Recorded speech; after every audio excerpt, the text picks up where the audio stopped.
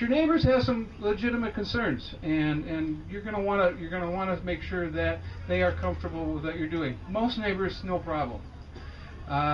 Some neighbors, a little bit of a problem. Some neighbors, a real lot of a problem, can make your life miserable. This is nice back here. This is a good setting. I don't know what the building is next door. Apparently bees aren't a problem, but as I said, the flight path is going this way and going up and over. If I were to paint those colonies, they would be brown and green. I would want them to be not visible from where I'm standing right here, just out of sight, out of mind. Golden rule number one: out of sight, out of mind. In an urban setting, lots of bees and lots of people.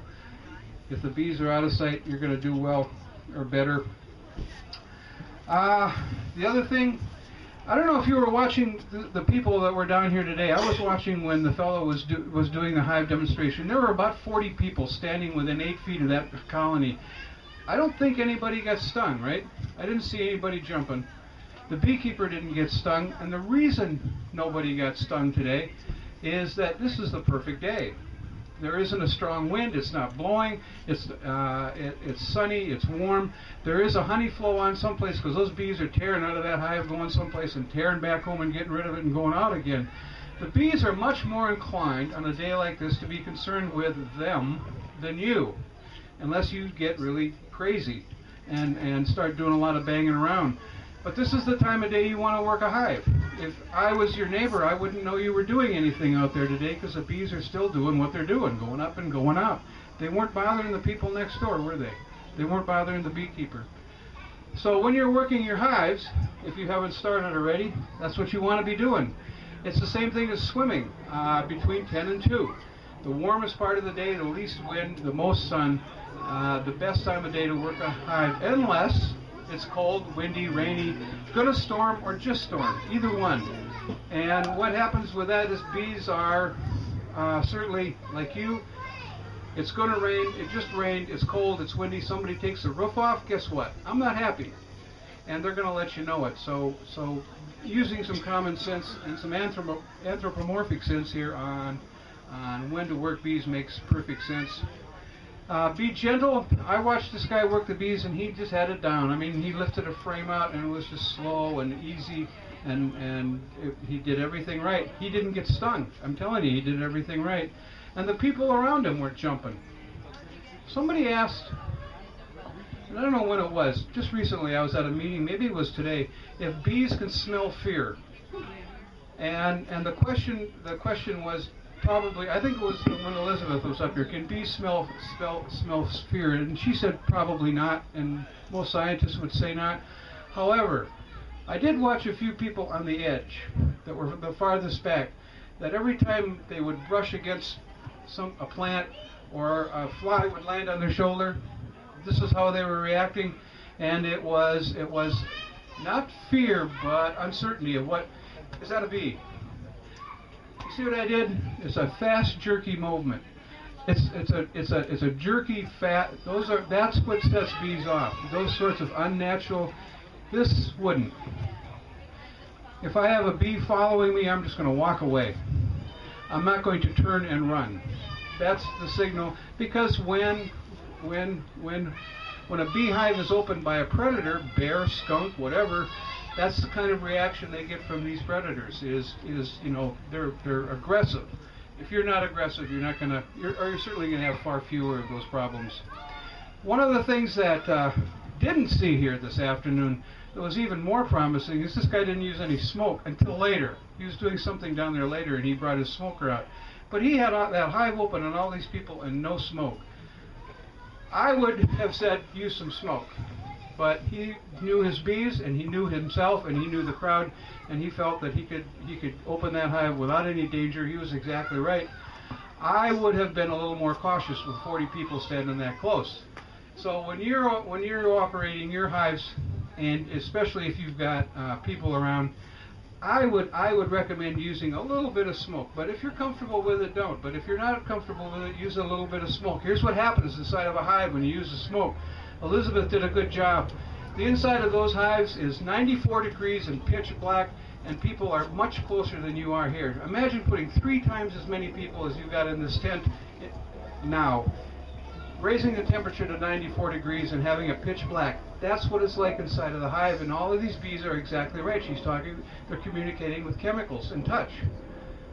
If I put a little bit of smoke into that hive, all of the chemical stuff goes away. I've interfered with all, it's like unplugging the internet. All right, nobody can talk to anybody. I've unplugged the phones and the internet, and nobody can talk to anybody. There's mass confusion.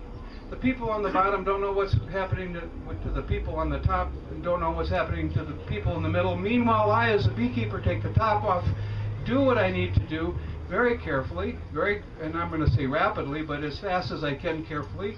Get in, get out, and I'm done. And by the time the smoke clears out, I'm gone.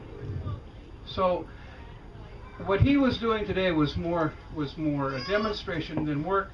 But when I'm working a colony, that's minimal disturbance of the colony, maximum time for me to get in and do what I need to do, and then I'm in and out. So the other thing that does is you'll keep a lot of bees in the hive trying to fan out that smoke, and they're not flying up and they're not chasing your neighbors or chasing you or chasing your pets. Didn't mention pets. Bees don't normally chase dogs or cats, but what they will do is go to their water dish.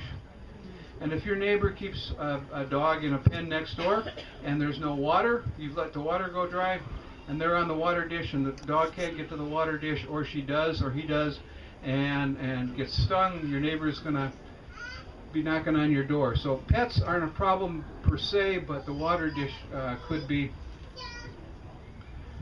You can buy, when you go to the journals, you can buy bees that they say are gentle bees, and for the most part, you can be pretty certain that people are right. Beekeepers want bees that are fun to work. People who sell bees want to sell beekeepers the bees that they want. And you're going to be able to buy relatively gentle bees. What do I mean by relatively gentle? When I walk into the bee yard, you see those people over there? Those are gentle bees. If those weren't gentle bees, those people would be running, because there would be bees coming out of there, and they would be coming out of there meaning business. They would be coming out of there defending their colony and probably stinging. Those are gentle bees. That's what I want. I want to be able to walk up to my colony at 5 o'clock in the afternoon when I get home from work and stand 3 feet in front of it and watch what's going on and not get clobbered. Those are gentle bees. That's what you want. If you don't have, the other thing is, for gentle bees, is when I take the cover off, even with a little bit of smoke, I don't want bees flying up. When I take a frame out, I don't want bees, lots of bees in the air. When I'm done working, I don't want bees following me home. If you have any of those traits in your bees, you've got bees who aren't gentle, or could downright nasty. Requeen is the advice that I give, certainly right away. It's easy to do, and it's certainly going to save you a lot of grief. It's no fun having to wait until dark until you can go outside on the deck. I mean, you don't want that. You certainly don't want it with your neighbors. So if you don't have gentle bees, requeen, get gentle bees, and both you and your neighbors are going to are going to be a lot happier. This is a good place for bees. It gets sun most of the day. It's what, about 4 o'clock now? So it got sun most of the day. I'd like to see it a little bit longer. The guy who was in there mentioned small hive beetles. Shade and small hive beetles go together really well. So if you can get more, the more sun you can get, the better. But on the other side of that is, if I'm down there and I'm doing hard work, do I want to work in full sun when I got a bee suit on, or a little bit of shade is not bad? So a little bit of shade for the beekeeper's sake, lots of sun for the bees' sake is what you want to, if you can.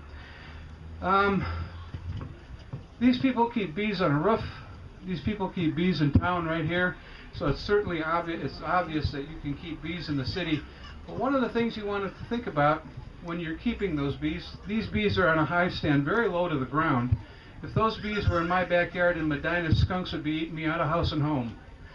I'm out in the country, and there's lots of skunks, and those guys would be taking a beating. Skunks will come up, they scratch on the front door at night. Bees come out to see what's going on. Lunch. So my bees are up off the ground, about 18 inches at least, 2 feet. So I need that for where I'm at. Where he's got bees up on a roof, most of the year that sounds just fine, but a hot tar roof in July, if you walking up there or your bees sinking into that